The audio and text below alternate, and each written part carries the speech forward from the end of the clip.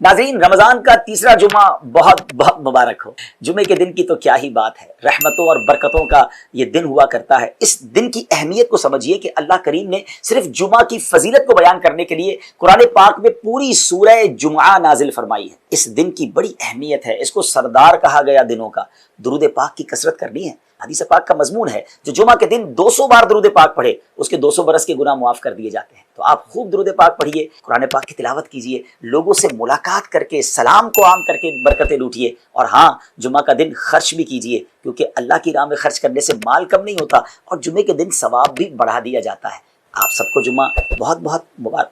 تو امید کرتا ہوں کہ جمعہ کے دن خوب نیکیاں کریں گے، خوب درود پاک پڑھیں گے، تلاوت قرآن کریں گے، سلام کی سنت کو عام بھی کریں گے اور اللہ کی راہ میں خرچ بھی کریں گے۔ تکمیل قرآن ہوا ہے، اور یاد رہے کہ جہاں تکمیل قرآن ہو، قرآن پاک پورا پڑھا جائے، وہاں دعائیں قبول ہوتی ہیں۔ اب رب کریم سے دعا کرتے ہیں کہ رب کریم قرآن پاک کے ہر حرف کے بدلے، ہر آیت کے صدقے، ہر سورت اور ہر پارے کے صدقے ہم سب کی مغفرت فرمائے، ہمارے گناہوں کو معاف فرمائے، ہمارے ماں باپ کی بخشش فرمائے، ہمارے مرحومین کی مغفرت فرمائے۔ بالخصوص امت مسلمہ پر جو مشکل وقت آیا ہوا ہے، مسلمان خوف میں، تکلیف میں مبتلا ہیں، رب کریم سے دعا ہے کہ اے بدر کے میدان میں فرشتوں کی فوج بھیجنے والے مولا، مسلمانوں کی غیب سے مدد فرما، اسلامی سرحدوں کی حفاظت فرما، بالخصوص ہمارے وطن عزیز پاکستان کے بسنے والے، رہنے والے تمام مسلمانوں کی خیر فرما، اور پاکستان کی سرحدوں کی بھی حفاظت فرما۔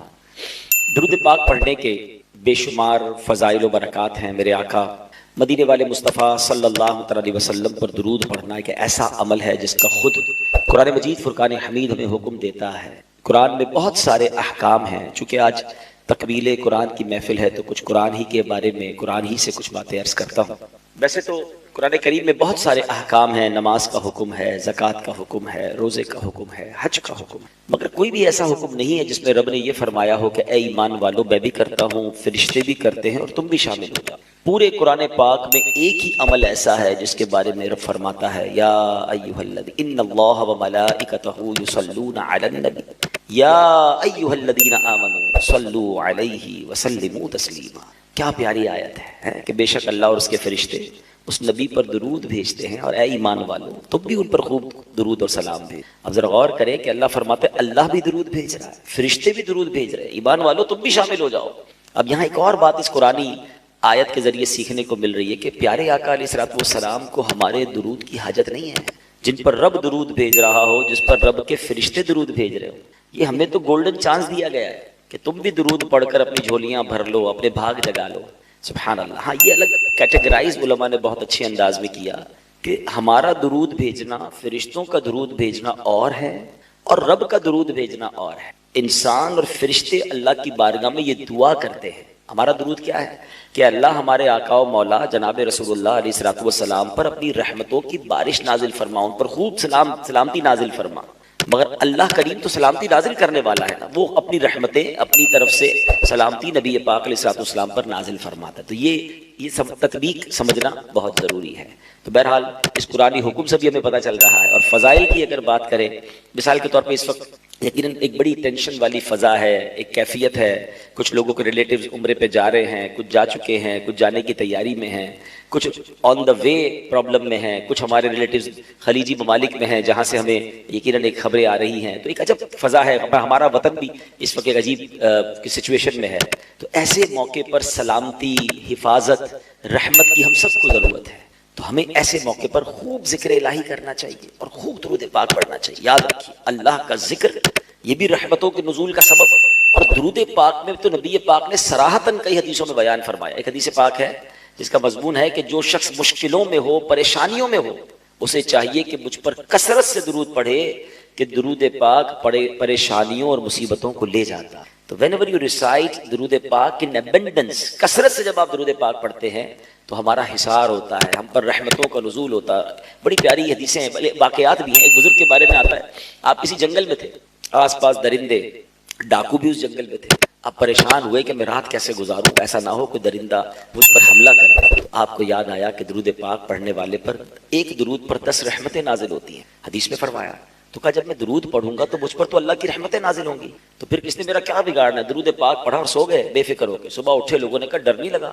کہ میرے نبی نے فرمایا کہ ایک درود پر 10 رحمتیں نازل ہوتی ہیں، جب رحمتیں ساتھ ہوں گی تو مجھے کیا ہونا ہے؟ تو بات یہ ہے کہ ایک تو وظائف پڑھنے چاہیے، درود پاک خوب پڑھنے چاہیے، مگر یقین بھی، بلیف بھی ہونا چاہیے. ہمارا یہ بھی ایک مسئلہ ہے کہ ہم وظائف پڑھ رہے ہوتے ہیں، دعائیں کر رہے ہوتے ہیں، مسئلے حل بھی نہیں ہو رہے ہوتے. اس کی ایک بڑی وجہ یہ کہ وہ والی بلیف بھی نہیں ہے ہمارے اندر. ہم کہتے ہیں چلو پڑھ لیتے ہیں، پتہ نہیں ہوگا نہیں ہوگا. علماء فرماتے ہیں جو بندہ یہ سوچ کر دعا مانگے نا کہ مانگ لیتا ہوں پتہ نہیں قبول ہوگی نہیں ہوگی، اس کی قبول نہیں ہونی. قبول ہونی اسی کی ہے کہ جس کا یقین ہو کہ قادر مطلق سے مانگ رہا ہوں، مالک کل سے مانگ رہا ہوں، وہی تو دینے والا ہے، پھر غیب کے خزانوں سے اس کو عطا کیا. جو بھی وظائف آپ پڑھیں، دعائیں کریں، اس میں یقین ہونا چاہیے. اللہ کی رحمت پر جس کا بھروسہ ہوتا ہے نا تو پھر سبحان اللہ. وہ کہتے ہیں نا ذرا اگر آج بھی ہو ابراہیم سا ایمان پیدا، اگر آج بھی ہو ابراہیم سا ایمان پیدا، آگ کر سکتی ہے انداز گلستان پیدا.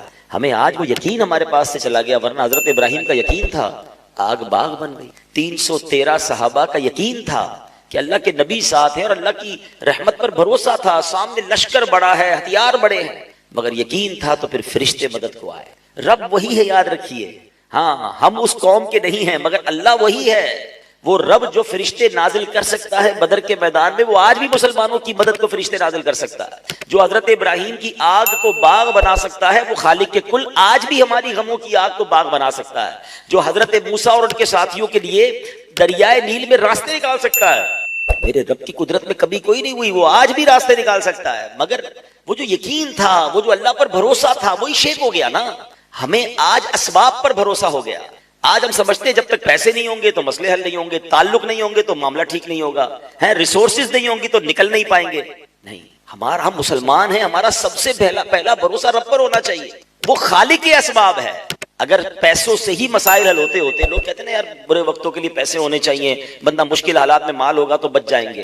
مجھے بتائیں اگر پیسوں سے خوشیاں خریدی جا سکتی ہوتی تو آج کوئی امیر غمگین نہ ہوتا. پیسے خرچ کرتا، غم دور کر لیتا. ایسا نہیں ہے. خوشی دینی رب نے ہے، سکون دینا رب نے ہے. غریب لوگ بعض اوقات بڑے پرسکون ہوتے ہیں اور امیر کی ٹینشن ہی ختم نہیں ہو رہی ہوتی، کیونکہ ایکچولی یہ سب ملنا رب سے ہے نا. تو آج پہلے تو ہم بیان کے شروع میں یہ سمجھ لیں، سیکھ لیں کہ ہم نے اپنے مالک پر بھروسہ کس لیول کا کرنا ہے. جو ہم آج پریشان ہیں نا، حدیث پاک کا خلاصہ ہے کہ اگر تم اللہ پر بھروسہ کرو جیسا بھروسہ کرنے کا حق ہے تو اللہ تمہیں ایسے روزی دے گا جیسے پرندوں کو روزی دیتا. اور پرندوں کو روزی کیسے دیتا ہے؟ پہلے تو try to imagine how many birds in this world. پرندے ہیں کتنے دنیا میں؟ کبھی آپ نے اس کی کیلکولیشن کی ہے؟ میں نے ایک تحقیق پڑھی کہ دنیا میں جتنے انسان ہوتے ہیں نا تو اس سے 10 گنا زمین پر موجود جانور ہوتے ہیں، جتنے بھی جانور ہیں. ٹھیک ہے، تو ہم اگر 8 ارب ہیں تو 80 ارب جانور ہیں. فرمایا جتنے جانور ہوتے ہیں ملٹی پلائی بائی 10 اتنے پرندے ہوتے ہیں. تو کتنے پرندے ہو گئے؟ 800 ارب پرندے. اور یہ سب کہاں رہتے ہیں؟ چلے ایک اور لگے ہاتھوں بات بھی سمجھا دیتا ہوں. پرندے درختوں پر رہتے ہیں. فارسٹ، درخت، یہ پرندوں کی کالونی ہے. مگر ہم کرتے کیا جا رہے ہیں؟ یہ تو ینگسٹر نے تو سنی بھی نہیں ہوگی. جب میں چھوٹا تھا یا 50s میں جو لوگ یہاں پر بیٹھے انہوں نے بچپن میں کراچی میں کوئل کی آواز بھی سنی ہوگی.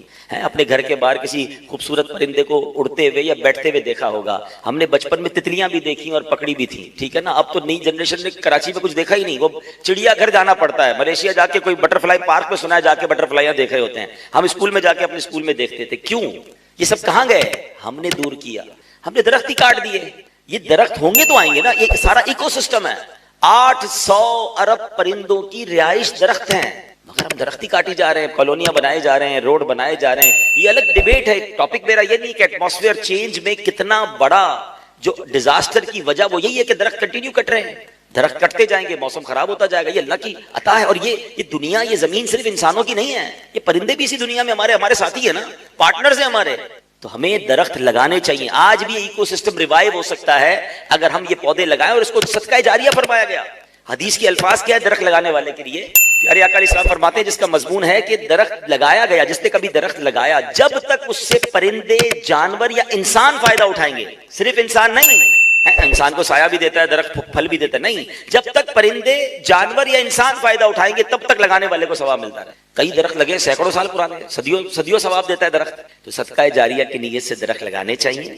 پرندوں کا خیال رکھنا چاہیے. اللہ کی مخلوق ہے. اب حدیث میں کیا فرمایا؟ اللہ ایسے روزی دیتا. اب کتنے پرندے میں نے بتایا؟ ایک ایوریج، ایک ریسرچ کے مطابق 800 ارب اگر پرندے اس وقت دنیا میں ہیں. یہ سب صبح جب اپنے گھونسلے سے نکلتے ہیں نا سارے بھوکے ہوتے ہیں. ایک بھی پرندے کے گھونسلے میں 4-5 دن کا اسٹور نہیں ہے. یہ دنیا میں ایک ہی مخلوق ہے انسان جو جمع کرتا ہے. نہ آپ کو کسی جانور کے پاس اسٹاک ملے گا، نہ کسی پرندے کے پاس اسٹاک ملے گا. بقرعید میں جانوروں کو کھلاتے ہو نا، کبھی دیکھا کہ چارہ آپ نے رکھا ہو تو گائے نے سائڈ پہ کر لیا ہو کل کیا کھانا ہے، بکرے نے تھوڑا سا اور سائڈ کر لیا ہو کہ پرسوں کے لیے کیا ہوگا. ان کو کچھ نہیں پرواہ، کو آپ نے ابھی کھلایا کھا لیا، کل کی اللہ دے گا. اتنا توکل ہوتا ہے جانوروں میں. حدیث کے الفاظ بڑے پیارے ہیں، اللہ ایسے تمہیں روزی دے گا جیسے پرندوں کو دیتا ہے. وہ صبح سارے بھوکے نکلتے ہیں، 800 ارب پرندے. شام جب گھونسلے میں آتے سب کو روزی مل چکی ہوتی. وہ خالق سب کو روزی دیتا، مگر ادھر بھروسہ ہی نہیں ہے. کل کیا ہوگا، جنگ ہونے والی ہے، پتہ نہیں ڈالر کدھر چلا جائے گا. گولڈ رکھ لو بھائی، گولڈ نہیں ہوگا تو کچھ کیا ہوگا ہے جناب. ہماری پراپرٹی کا کیا ٹینشن نہیں، ہماری ختم نہیں ہو رہی ہے. ارے بھائی، جس رب نے بنایا ہے نا، جس نے پیدا کیا ہے، اسی نے وعدہ کیا ہے رزق کا. جتنا میرے نصیب میں ہے مل کر رہے گا. نہ میری ٹینشن سے میں بڑھا سکوں گا، نہ زیادہ پلاننگ سے گھٹا سکوں گا. کچھ نہیں ہونا. Go with the flow. Easy رہو یار، اللہ کی رحمت پر بھروسہ رکھو. جو سب کے ساتھ ہوگا وہ ہمارے ساتھ ہوگا نا. بس تمنا کیا ہو، یہ دنیا تو جیسی تیسی گزرنی ہے. میری موت اچھی ہو جائے، میرا خاتمہ اچھا ہو جائے، میں ایمان سلامت لے کر جاؤں اور اللہ کی رضا کے ساتھ جاؤں. کیونکہ ادھر میرے اعمال کام آئیں گے. ادھر تو آپ چیک کر رہے ہو نا کہ ڈالر، آئل، پراپرٹی، ادھر کچھ بھی کام نہیں آئے گا. ادھر فقط میں ہوں گا، میرے اعمال ہوں گے اور میری قبر ہوگی. جس قبر میں ہم سب نے جانا ہے نا، 2 گز کی ہی ہے. 5000 گز کے پلاٹ میں رہنے والے کی بھی 2 گز کی قبر ہے.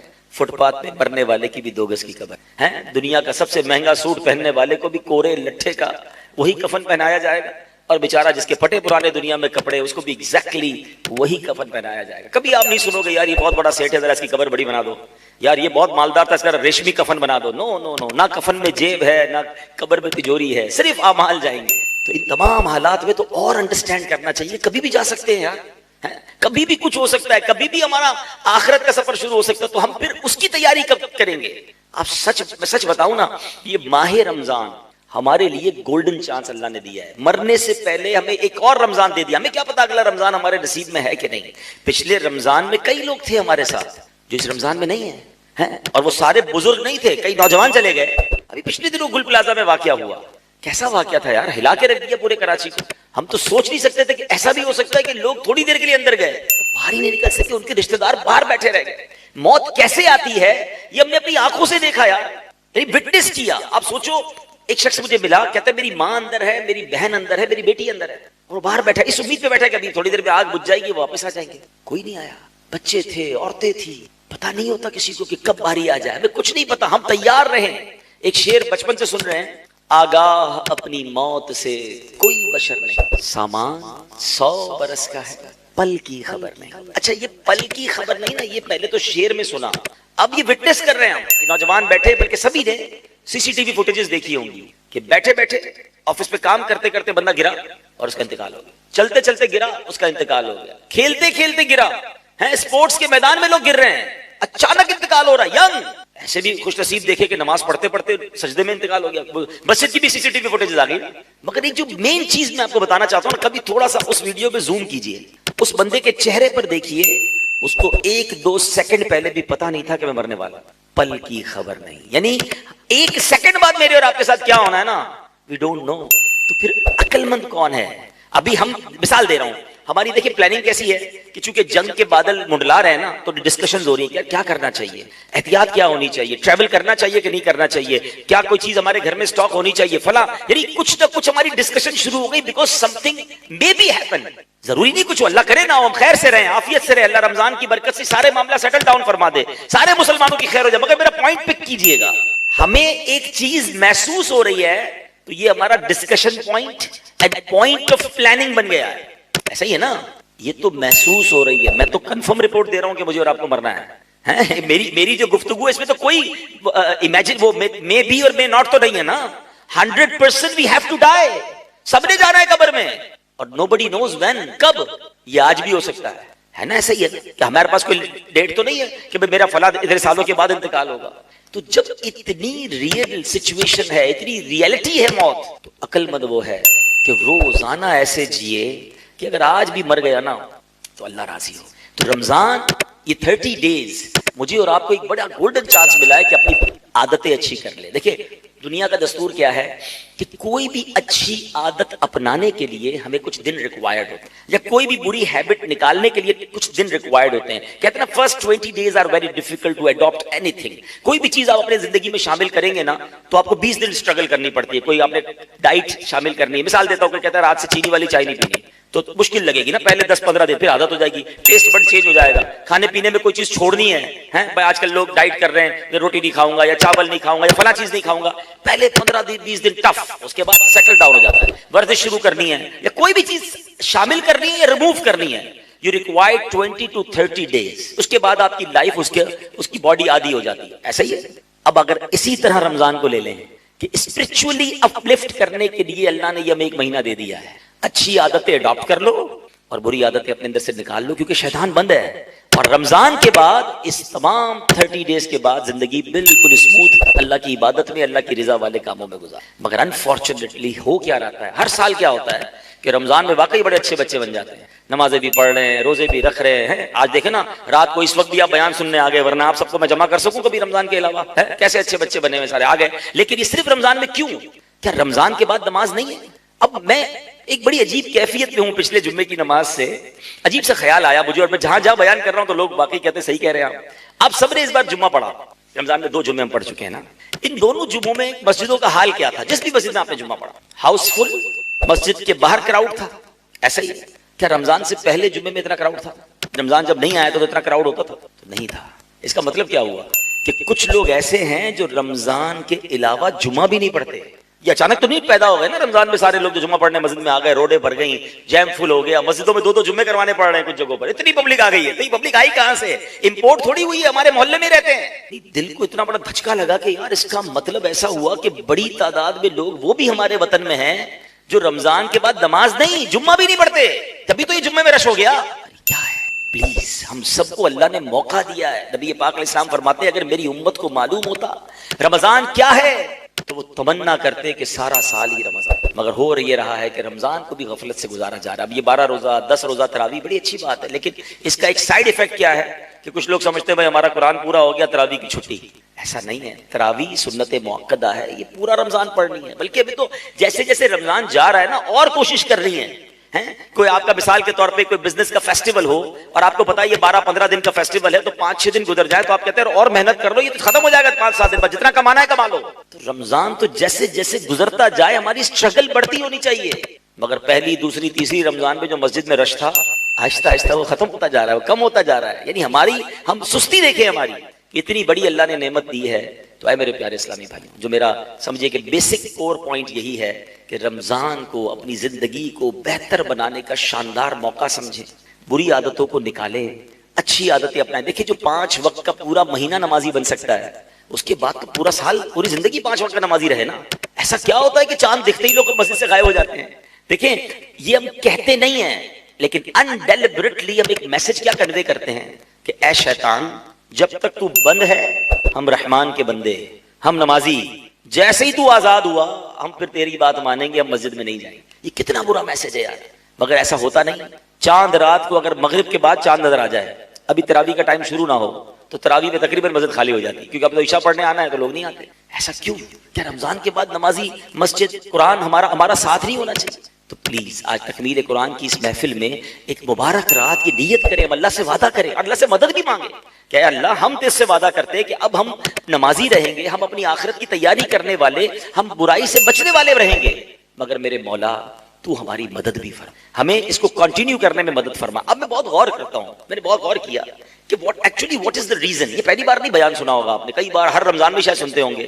اور پھر اس کے بعد آپ بھی طے کرتے ہوں گے 27ویں آئے گی ابھی تو تاک راتیں آئیں گی، رو رو کے دعائیں بھی کریں گے، معافی بھی اللہ سے مانگیں گے، وعدے بھی کریں گے، مگر رمضان کا پھر وہی ہو جاتا ہے. تو اس کے پیچھے ریزن کیا ہے؟ جب میں نے غور کیا نا تو اس کا ریزن جو بڑا واضح نظر آتا ہے کہ ہم انٹینشن تو بدلتے ہیں، نیت تو بدلتے ہیں، مگر صحبت نہیں بدلتے. ہم انہی دوستوں میں رہنا چاہتے ہیں کہ جو رمضان کے بعد گناہوں کی طرف جاتے ہیں، جو نماز نہیں پڑھتے. تو جب آپ ان دوستوں میں رہیں گے تو وہ دوست آپ کو نیک نہیں بننے دیں گے. وہ کہتے کیا ہو گیا بھائی، مولوی بننا ہے کیا؟ پڑھ لی نا رمضان میں نماز جتنی پڑھنی تھی، اب تو چلو عید کے دنوں میں ہی وہ کچھ کروا دیتے ہیں 3 دن میں کہ جو پورے مہینے میں نیکیاں کمائی ساری زیرو. شیطان تو پوری تیاری کے ساتھ حملہ کرتا ہے نا ہم پر.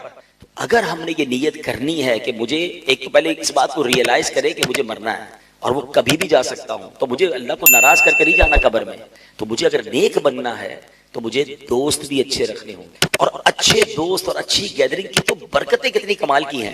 بڑی کمال کی حدیث پاک ہے کہ اللہ کے حبیب علیہ الصلوۃ والسلام فرماتے ہیں کہ اللہ تعالیٰ کے کچھ فرشتے ہیں، حدیث کا خلاصہ ہے کہ جن کا کام ہی زمین میں سیاحت کرنا ہے، وہ زمین میں گھومتے رہتے ہیں، اور جہاں اللہ کا ذکر ہوتا ہے، اچھی باتیں ہوتی ہیں، وہاں وہ فرشتے اس محفل کو اپنے پروں سے ڈھانپ لیتے. میری اللہ کی رحمت سے بڑی امید ہے کہ آج تکمیل قرآن کی اس محفل کو رب کریم کے فرشتوں نے اپنے پروں سے ڈھانپا ہوا ہوگا. جب وہ فرشتے اس محفل سے فارغ ہو کر، اس مجلس سے فارغ ہو کر اللہ کی بارگاہ میں جاتے ہیں، اللہ تو سب جانتا ہے مگر اپنے کرم سے پوچھتا ہے فرشتوں بتاؤ کہاں سے آ رہے ہو؟ کہتے ہیں یا اللہ ایک جگہ پر تیرے بندے بیٹھے تیرا ذکر کر رہے تھے. اے فرشتوں وہ کیا مانگ رہے تھے؟ بلکہ اے فرشتوں یہ بتاؤ وہ مجھے دیکھا ہے انہوں نے؟ تو یا اللہ تجھے دیکھا نہیں ہے. فرشتوں اگر مجھے دیکھ لیتے تو کیا کرتے؟ کہ یا اللہ تجھے دیکھ لیتے پھر تو دیوانہ وار تیرا ذکر کرتے، پھر تو اور تجھے یاد کرتے. اللہ فرماتے فرشتوں کیا مانگ رہے تھے؟ کہ یا اللہ جنت مانگ رہے. اے فرشتوں جنت دیکھی انہوں نے؟ یا اللہ جنت دیکھی نہیں. اچھا جنت دیکھ لیتے تو کیا کرتے؟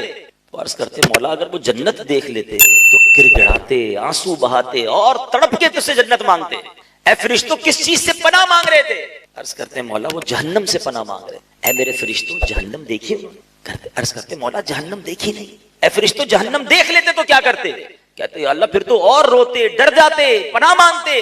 اللہ فرماتے میرے فرشتوں گواہ ہو جاؤ جن بندوں نے مجھے دیکھا نہیں ہے اور میرا ذکر کر رہے ہیں، جنت دیکھی نہیں اور جنت مانگ رہے ہیں، جہنم دیکھی نہیں جہنم سے پناہ مانگ رہے ہیں، اے فرشتوں گواہ ہو جاؤ میں نے ان سب کی مغفرت فرما دی ہے. اچھا اب اس حدیث کا اگلا حصہ اور بیوٹیفل ہے. فرشتے عرض کرتے مولا ایک بندہ ایسا بھی تھا جو ذکر کرنے نہیں آیا تھا، اپنے کسی پرسنل کام سے آیا تھا. تو ہو سکتا ہے یہاں بھی کوئی بھائی ایسے ہوں کہ دوست پکڑ کے لے آئے چلو نا یار تھوڑی دیر کے لیے، پھر بعد میں چلے جائیں گے کھانے پینے ہیں. وہ دوستوں کو راضی کرنے کے لیے، حنزلہ کو جناب سلام کرنے کے لیے آ گیا ہو، ٹھیک ہے ہوتا ہے. تو فرشتے کہتے بولا ایک بندہ ایسا بھی آیا جو ذکر کرنے نہیں آیا، پرسنل کام سے آیا. حدیث کے الفاظ ہیں اللہ فرماتا ہے میرے فرشتوں یہ وہ لوگ ہیں جن کا ہم نشین بھی محروم نہیں رہتا، میں نے اس کی بھی مغفرت فرما دی ہے. یعنی اچھے لوگوں کی کمپنی کمال دیکھے کہ بے شک انٹینشن وہ نہیں تھی، but because he is sitting with the pious people, ایک اچھی محفل میں بیٹھا ہوا ہے تو سبحان اللہ اللہ اس کی بھی بخشش فرما دیتا ہے. یہ ہے اچھے دوستوں کی بات. اب ہم غور کریں کہ ہمارا اٹھنا بیٹھنا جانا آنا کدھر، یعنی فرشتوں کا نزول ہوتا ہے ایسی محفلوں میں. بڑی پیاری بات پنجابی شاعر لکھتے ہیں نا، بھلے بندے دی صحبت یاروں جوے دکان تارا سودا بھاوے ملے نہ لئیے ہلے آن ہزاراں. کہتے اچھے بندے کی صحبت ایسی ہے جیسے عطر والے کی دکان ہے. عطر والے کی دکان پہ کیا ہوتا ہے، آپ جب جائے تو سب سے پہلے فری میں کیا ملتا ہے؟ جیسے ہی آپ پرفیوم شاپ پر عطر شاپ میں انٹر ہوتے ہیں تو پہلے فری میں تو بڑی پیاری خوشبو خود ہی سونگنے کو مل جاتی ہے، بندہ فریش ہو جاتا ہے. تھوڑے بہت وہ سیمپل بھی لگا دیتے ہیں، خریدے نہ خریدے بندہ خوشبو لے کے جا رہا ہوتا ہے. ڈیوٹی فری شاپ پہ تو ساری لوگ کر رہے ہوتے ہیں. بہرحال تو فری میں ملا نا. اچھے بندے کی صحبت کی مثال کیا دی؟ جویں دکان اتاراں، پیسے خرچ کرو نہ کرو آپ کو فری میں خوشبو مل گئی. کہتے ہیں برے بندے دی صحبت یاروں جویں دکان لوہاراں کپڑے پاویں کنج کنج پئیے چنگا پین ہزاراں. کہتے برے بندے کی صحبت ایسی ہے جیسے لوہار کی دکان. ابھی تو کم ہو گئی ورنہ پہلے ہمارے کراچی میں بھی تھی کہ وہ چھری وغیرہ تیز کرتے تھے یا لوہار کی دکان ہوتی تھی نا، بڑی چنگاریاں نکلتی تھی. کہتے جتنے کپڑے بچا لو ایک نہ ایک چنگاری تمہارے کپڑے میں سراخ کر دے. تو آج ہمارے نوجوان پتہ کیا کہتے ہیں؟ کہتے ہیں میں شراب پیتا نہیں، دوست پیتے میں بیٹھتا ہوں، میں جوا نہیں کھیلتا، بس وہ دوست کچھ تاش میں کھیل رہے ہوتے میں صرف کمپنی دیتا ہوں، میں غلط کام کرتا نہیں بس کمپنی دیتا ہوں، کرتا نہیں ہوں. یہی تو وہ کام ہے جو ہم غلط کر رہے ہیں کہ ہم بروں کے ساتھ بیٹھ کر کیسے اچھے بن سکتے ہیں. آج نہیں کرتے کل کر رہے ہوں گے. دنیا بھر کے شرابیوں جواریوں ہیں چور ڈاکو کسی بھی کرمنل سے ملنے اس سے ایک سوال پوچھے کہ بتاؤ عادت کہاں سے ملی، تو کوئی بھی یہ نہیں کہے گا کہ میری برتھ ڈے تھی امی بڑی خوش تھیں اور امی نے لا کے مجھے چرس کا سگریٹ دیا کہ بیٹا آج سے شروع کر دو. کوئی بھی نہیں کہے گا کہ جناب میرے ایگزام میں نمبر بڑے اچھے آئے تھے ابو نے چھری لا کر دی کہ بیٹا چوری شروع کر دو. سب بتائیں گے آپ کو کہ برے دوستوں کی وجہ سے ملی. تو جب ہمارے سامنے یہ فارمولا ہے کہ برے دوست ہی برا بناتے ہیں تو پھر وی ہیو ٹو ڈیسائیڈ، کیونکہ مجھے دوستوں کو راضی نہیں کرنا، مجھے رب کو راضی کرنا ہے. مجھے قبر میں اکیلے جانا ہے. ایسے دوستوں کو ہم نے دیکھا کہ میت میں انتقال ہوا، دوست جنازہ پڑھنے کے لیے نہیں آئے کیونکہ جنازہ پڑھنا نہیں آتا. لوگ دوست میت کو غسل دینے نہیں آتے کہ یار ہمیں غسل دے، اپنے آپ کو غسل نہیں دینے آتا، میت کو کیا غسل دیں گے. مجھے بتا ایسے دوست کس کام کے؟ دوست وہ ہوتا ہے جس کو دیکھ کر خدا یاد آ جائے. کاش یہ بات اگر رمضان میں آپ سے صرف ریئلسٹکلی بات کرنا ہے، اف یو وانٹ، اگر آپ نے رمضان میں یہ ڈیسائیڈ کرنا ہے کہ مجھے بدلنا ہے، مجھے اللہ کو راضی کرنا ہے، میں دنیا سے جاؤں تو میرا رب راضی، میرے لیے جنت میرا ٹھکانہ ہو، تو جہاں توبہ کرنی ہے وہاں ساتھ ساتھ ہمیں اپنی بری کمپنیز کو چینج کرنا ہے. ہمیں اچھے دوست اپنانے ہوں گے. آپ نمازیوں کے ساتھ بیٹھ کر نمازی بن سکتے ہیں, آپ جواریوں کے ساتھ بیٹھ کر نمازی نہیں بن سکتے. یہ بات ادھر بٹھا لیں. تو جس دن جس نے یہ طے کیا, دیکھیں نا, آپ جم کرنے کے لیے کیا اس کے ساتھ بیٹھتے ہیں جو روز برگر اور پیزے کھا رہا ہوتا ہے, یا آپ جم جاتے ہیں جہاں آپ کو 2-4 ایسے لوگ ملتے ہیں جو خود بھی بھاگ رہے ہوتے ہیں, جو خود بھی ورزش کر رہے ہوتے ہیں, ان کو دیکھ کر آپ کو بھی ہوتا ہے کہ یار اس نے جیسی باڈی بنائی ہے میں بھی بناؤں. دنیا کا دستور ہے. آپ اگر اسکول میں اچھے نمبر لانا چاہتے ہیں, پڑھاکو بچوں کے ساتھ بیٹھتے ہیں, جس کے ہر سال فیل ہوتے ہیں, آپ اس کے ساتھ تھوڑے نہیں بیٹھ کے اسٹڈی کرتے نا. دنیا میں سب کو سمجھ آتی ہے یار بزنس اچھا کرنا ہے تو اچھے بزنس مین سے ٹپس لینی ہے.